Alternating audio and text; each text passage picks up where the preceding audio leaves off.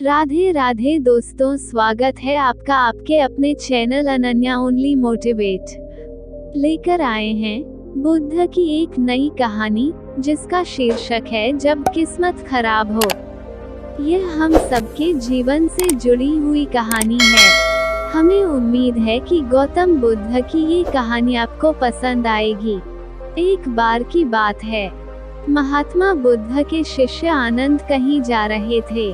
रास्ते में उन्होंने देखा कि एक अधेड़ व्यक्ति एक चट्टान पर बैठा रो रहा है। वे उसके पास गए और बोले, क्या बात है वत्स, तुम कौन हो और क्यों रो रहे हो? आनंद की बात सुनकर उस व्यक्ति की सिसकियां थम गईं। वो अपने आंसू पोंछता हुआ बोला, मैं पास के गांव का रहने वाला एक बदनसीब व्यापारी हूँ। मैं जो भी काम करता हूँ वह बिगड़ जाता है। व्यापार के चक्कर में मैंने अपनी पत्नी के गहने गंवा दिए, मैंने अपने परिवार को भी खो दिया। यहाँ तक कि मेरा घर भी गिरवी पड़ा है। मुझे तो लगता है कि मैं किसी काम का नहीं हूँ। मेरी किस्मत ही खराब है। उसकी बात सुनकर आनंद बोले, तुमसे किसने कहा वत्स कि तुम्हारी किस्मत खराब है? जरा मैं भी तो जानूं कि तुम्हारी किस्मत में क्या खराबी है। वह व्यक्ति बोला, पहले मैं खेती करता था, पर हर साल उसमें घाटा होता था। कभी सूखा पड़ जाता तो कभी ज्यादा बारिश के कारण फसल बर्बाद हो जाती। इससे परेशान होकर मैंने व्यापार करने का निश्चय किया। मैंने पत्नी के गहने बेचकर अपना व्यापार शुरू किया, लेकिन मेरा व्यापार नहीं चला। शुरू में परिवार वालों ने मेरा साथ दिया, लेकिन जैसे जैसे मुझे नुकसान होने लगा, मेरे परिवार वाले भी मुझसे दूर हो गए। मैं यह सब उनके लिए ही कर रहा था, लेकिन अब वे लोग मुझे देखकर नजरें फेर लेते हैं और मुझे ही मेरे परिवार की दुर्दशा का जिम्मेदार ठहराते हैं। उस व्यक्ति ने एक लंबी सी सांस ली और फिर बोला, मेरा एक मित्र है, उसने भी मेरे साथ अपना व्यापार शुरू किया था। उसका व्यापार अच्छा चल रहा है। वो जब भी मेरे घर आता है तो अपनी सफलता की कहानियां सुनाता है। उसकी बातें सुनकर मेरे घर वाले भी कहते हैं कि उसे देख और कुछ सीख। हमें तो लगता है कि तेरे वश का कुछ भी नहीं है। उन लोगों की बातें सुन कर अब तो मुझे भी लगने लगा है कि शायद मेरे वश का कुछ भी नहीं है। अब तो मुझे अपना जीवन ही व्यर्थ लगने लगा है। मेरे मन में ख्याल आता है कि अपना जीवन समाप्त कर लूं। मैं यहाँ आया भी इसी इरादे से था, लेकिन हिम्मत नहीं कर पाया, इसलिए यहाँ एकांत में बैठा विलाप कर रहा था। आनंद बोले, ओह, तो ये बात है। वैसे क्या तुम इसके अलावा कुछ और भी कहना चाहते हो? उनकी बात सुनकर वह व्यक्ति बोला, एक और मेरा हर काम खराब हो जाता है। दूसरी ओर मेरा मित्र है जो हर समय मुझे नीचा दिखाने का प्रयत्न करता रहता है। मुझे समझ में ही नहीं आता है कि मैं क्या करूं। आनंद बोले, क्या तुम अपने मित्र की बातें सुनकर दुखी हो जाते हो? हाँ, मैं उसकी बातें सुनकर स्वयं दुखी हो जाता हूँ, उस व्यक्ति ने जवाब दिया। आनंद ने पूछा, तुम्हें किस बात का दुख होता है? अपने असफल होने का या फिर मित्र के सफल होने का? उनका सवाल सुनकर वह व्यक्ति एक पल के लिए सोच में पड़ गया। फिर वह बोला, अगर सच कहूँ तो मुझे अपने असफल होने का उतना दुख नहीं होता है जितना कि मित्र के सफल होने का होता है। अर्थात यदि तुम्हारा मित्र असफल हो जाए तो तुम्हें खुशी होगी। आनंद ने प्रश्न किया। वह व्यक्ति बोला, हाँ, मुझे बहुत खुशी होगी। इसका मतलब है कि तुम्हारी खुशी तुम्हारे मित्र पर निर्भर है। आनंद बोले, अगर वह चाहे तो तुम्हें खुश कर सकता है, और अगर वह चाहे तो तुम्हें दुखी कर सकता है। तुम स्वयं से न तो खुश हो सकते हो और न ही दुखी हो सकते हो। अर्थात तुम अपने मित्र के गुलाम हो गए हो, इसलिए तुम्हारा कुछ नहीं हो सकता। ऐसा न कहे महात्मन, उस व्यक्ति ने हाथ जोड़ दिए। आपकी बातें सुनकर मुझे कुछ आशा बंध रही है। आनंद बोले, जब हम किसी से आशा बांध लेते हैं तो उस पर निर्भर हो जाते हैं। ऐसे में हमारी खुशी और दुख भी उस पर निर्भर करने लगता है। इससे बेहतर है कि तुम अपने आप से आशा बांधो। जब तुम ऐसा करोगे, साथ ही पूरे जतन से काम करोगे, तो तुम्हें सफलता अवश्य प्राप्त होगी।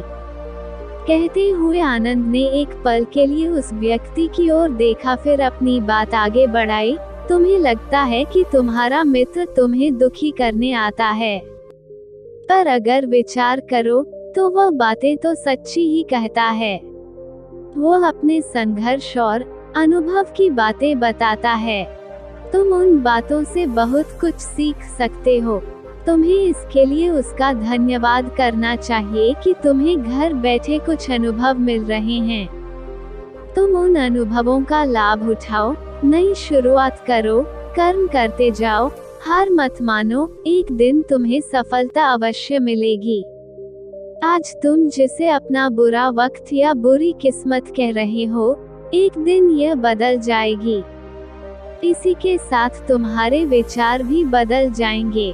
और देखना, जब तुम्हारा अच्छा वक्त शुरू होगा, तब तुम्हारा मित्र भी तुम्हें अपनी सफलताओं की कहानियां नहीं सुनाएगा, तब वह अपनी असफलताओं की बातें बताएगा, ताकि तुम उसकी बातें सुनकर भ्रमित हो जाओ, तुम्हारा आत्मविश्वास हिल जाए और तुम गलत निर्णय ले सको। लेकिन उस समय भी तुम्हें अपनी बुद्धि का प्रयोग करना होगा। तुम्हारा मित्र जैसे आज तुम्हें दुखी करने आता है, उसी तरह उस समय भी वह तुम्हें दुखी करने आएगा। क्योंकि जिस तरह उसे दुखी देखकर तुम्हें मजा आता है, उसी तरह उसे भी तुम्हें दुखी देखने में उतना ही मजा आता है।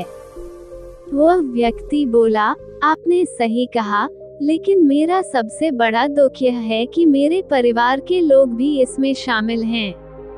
वास्तव में मैं तो अपने परिवार के लिए अच्छा करना चाहता था, लेकिन वे लोग भी मेरी बात नहीं समझते हैं।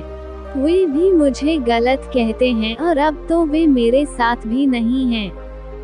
आनंद बोले, मैं सब समझ गया। तुम सांत्वना चाहते हो। वास्तव में इस दुनिया में सभी लोग सांत्वना ही चाहते हैं। हम चाहते हैं कि हम जब भी कुछ करें तो लोग हमारी प्रशंसा करें, लेकिन आमतौर से ऐसा नहीं होता है, इसलिए हम दुखी हो जाते हैं।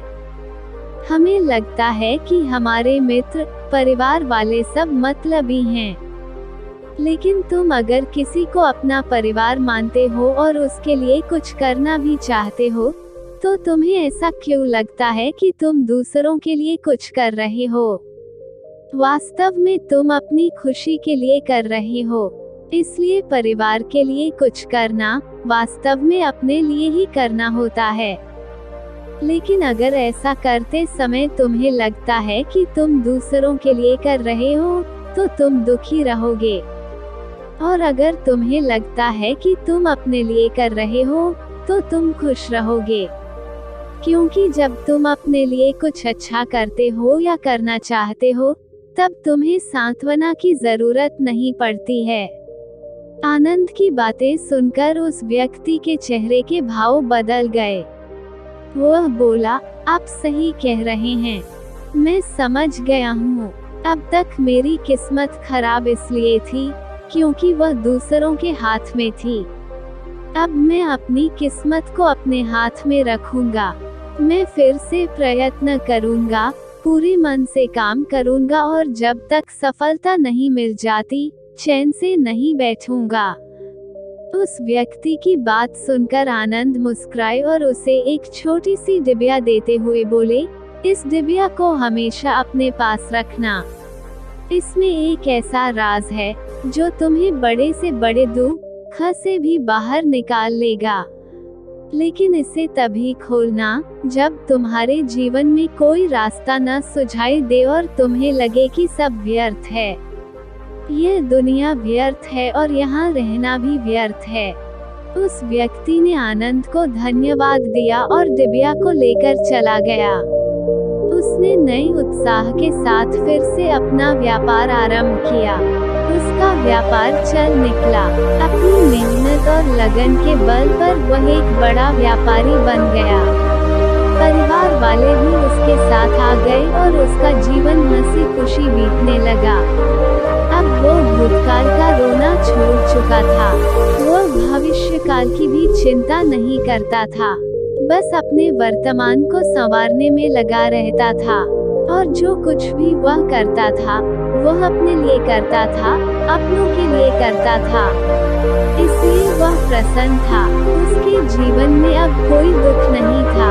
लेकिन वक्त हमेशा एक जैसा नहीं रहता है, वह बदलता रहता है। उसके जीवन में भी बदलाव आया। एक दिन उसके राज्य पर पड़ोसी राजा ने चढ़ाई कर दी। उसने इस राज्य पर अपना कब्जा कर लिया। उसके सैनिकों ने चारों ओर लूटमार मचा दी। उन्होंने व्यापारी का सारा धन लूट लिया। उसके घर में आग लगा दी। जान बचाने के लिए उसे अपने परिवार के साथ वहां से भागना पड़ा। वो व्यक्ति अपने परिवार के साथ कई दिनों तक इधर उधर भटकता रहा। वह दाने दाने को मोहताज हो गया। उसका बच्चा बीमार हो गया। इलाज के अभाव में वह तड़पने लगा। यह देखकर उसका हृदय चीत्कार कर उठा।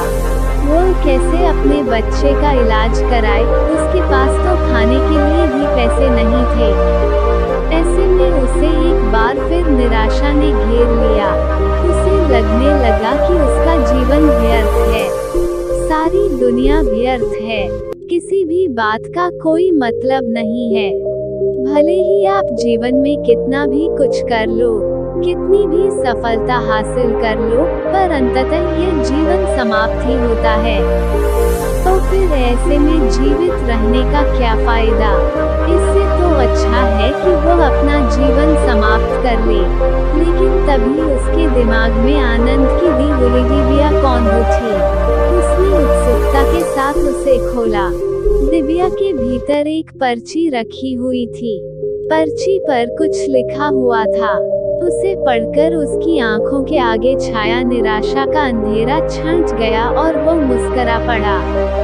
पर्ची पर लिखा हुआ था, यह समय भी बीत जाएगा। उसने दिव्या को अपनी मुट्ठी में भींच लिया और एक नई शुरुआत के लिए उठ खड़ा हुआ। दोस्तों, अगर आप भी ऐसी ही परिस्थिति से गुजर रहे हैं, तो निराश न हो।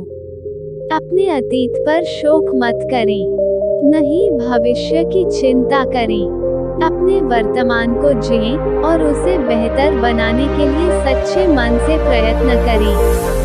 यकीन जानें, जल्दी ही आपकी किस्मत भी बदलने वाली है। दोस्तों, हमें उम्मीद है कि आपको ये बुद्ध कहानी जब किस्मत खराब हो पसंद आई होगी। हमारे चैनल को सब्सक्राइब करें और वीडियो को लाइक जरूर करें। कमेंट में राधे राधे जरूर लिखें। धन्यवाद।